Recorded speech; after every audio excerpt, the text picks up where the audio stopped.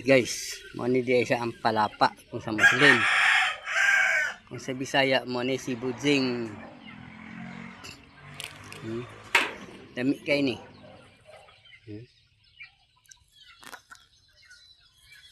Kuraning gitanong-tanom diri sa mga plastic, empty plastic. Ha? Ini siya sa na tinapay o bisag usa pwede mo sagulan ani. Kung sa Muslim ni ginaluto ni siya bilang isang palapa na timplado, gigisa, sangag.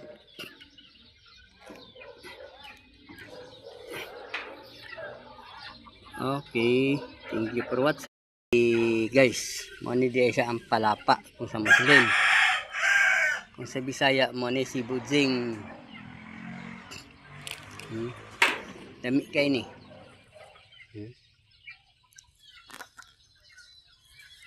Kuraning gitanong-tanom diri sa mga plastic, empty plastic. Ha? Ini siya sa na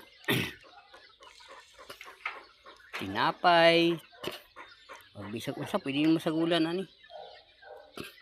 Kung sa Muslim ni ginaluto ni siya bilang isang palapa na timplado, gigisa, sangag.